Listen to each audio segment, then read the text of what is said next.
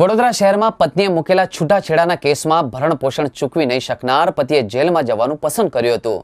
એટલું જ નહીં, પત્ની પીડિત પુરુષ સંગઠન એક ઉદાહરણ રૂપે યુવકને વાસ્તે ગાસ્તે હાર પહેરાવી પોલીસ મથક સુધી મૂકવા ગયા હતા।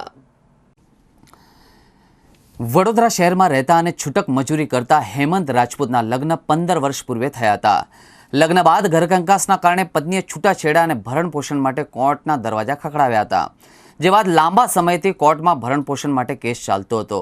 હેમંત રાજપૂત છૂટક મજૂરી કરતો હોવાથી તે એક બાંધેલી રકમ ભરણપોષણમાં આપી શકે તેવી ક્ષમતા ધરાવતો ન હતો, જેથી લાંબા સમયના કેસ બાદ તેને ભરણપોષણ આપવા બાબતે કોર્ટ સમક્ષ નાદારી જાહેર કરી હતી, જેથી ફેમિલી કોર્ટ દ્વારા તેનું વોરંટ કાઢવામાં આવ્યું હતું। લાંબા સમયથી ભરણપોષણના નામે આર્થિક સંકટમાં ફસાયેલા યુવકે પોલીસ સમક્ષ હાજર થવાનું નક્કી કર્યું હતું।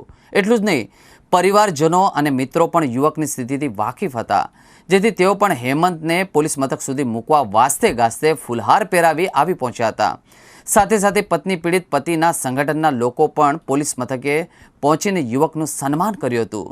દેશભરની ફેમિલી કોર્ટમાં આવા અનેક ભરણપોષણના કેસો ચાલી રહ્યા છે, જે કેસમાં કેટલાક કિસ્સાઓ ફક્ત પુરુષ અરજદારને માનસિક ત્રાસ આપવા માટે જ ઊભા કરવામાં આવ્યા છે। આવા અપૂરતા ન્યાય સામે આજે યુવકે અનોખી રીતે વિરોધ નોંધાવી સમાજને એક ઉદાહરણ પૂરું પાડ્યું છે। મારું નામ હેમંત મનુભાઈ રાજપૂત છે અને મારી વાઈફે મારા પર ભરણપોષણનો કેસ મૂક્યો છે અને બસ સરકારે એનું ડિસિઝન લઈને મારા પર ભરણ આપવાનું એ કીધું છે। આમ તો મહિને 3500 રૂપિયા આપવાનું, પણ મારી એટલી એ છે નહીં। શું કારણ થયું કે તમારે કોર્ટમાં જવું પડ્યું પત્ની સાથે? શું કારણ હતું? એને મારો પરિવાર જોતું નથી અને એને અલગ રહેવું છે। તમારું શું કહેવું? મારું તો મેં કહ્યું, નાનાથી મોટા મારા મા બાપાએ મોટા કર્યા, હવે એમની ઉંમર આટલી એ થઈ ગઈ, હવે એમના ઉંમર થઈ ગઈ તો હવે મારા છોકરાને એમની કેર રાખે તો બીજું કોણ રાખવા આવશે? હવે મારી માતાઓ મને અહીંયા રાજી ખુશી અહીંયા મૂકવા આવ્યા છે, તો હવે રાજી ખુશી હવે અમે જેલમાં જઈશું। એમને કે એક જ એ કરો કે તમે બધાની માતાઓ એક થઈને લડો, જજ જોડે ન્યાય માંગો, બસ બીજું કશું નહીં। કારણ તો એક ભરણપોષણ માંગે છે, અમે કંઈથી ભરણપોષણ આપીએ? છોકરો મારો માંદો થઈ જાય છે, ટીબી થયેલી હતી, એ હમણાં કંઈક સારું થયું છે, છૂટક મજૂરીએ જતો તો વજન નહીં ઉચકાતું એનાથી શું, અને આવી રીતે સામેથી માગે છે પૈસા, તો અમે માતાઓ શું કરીએ? અમે પણ જન્મ આપીને આટલા 30 વર્ષના છોકરા કરીએ, લગ્ન કરાયા, એ અમારો ખર્ચો નથી થયો શું?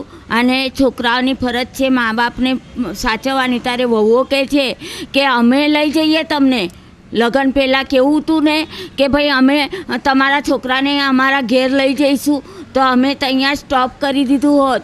અને આ દુનિયામાં હું કેટલાય કેસ એવા જોયા છે કે વહુઓ બહુ જ ત્રાસ આપે છે, એમના ઘરનાઓ બધા ચડાઈને એ રીતે કરે છે, તો અમે સાસુઓ શું કરવાનું?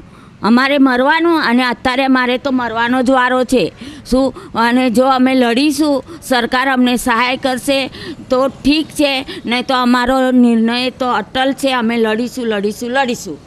અમે માતાઓએ સંગઠન કર્યું છે, અમને 5-6 બહેનો અમે ભેગી થઈ છે, અને આ સંદેશો હું મોકલું છું, જે માતાઓ ત્રાસેલી છે તે અમારામાં જોડાઈને અમને સાથ આપે અને સરકાર સામે લડવાની હિંમત આપે શું। મારું નામ મૌલિક પંડ્યા છે અને ભાઈ આજે ભરણપોષણની કલમ 125 હેઠળ ભરણપોષણ નહીં ચૂકવી શકવાના કારણે જે એને જેલમાં જવાનો હુકમ થયો છે, એ બાબતે અમે એનું ફૂલહાર પહેરાવીને સ્વાગત કરેલ છે।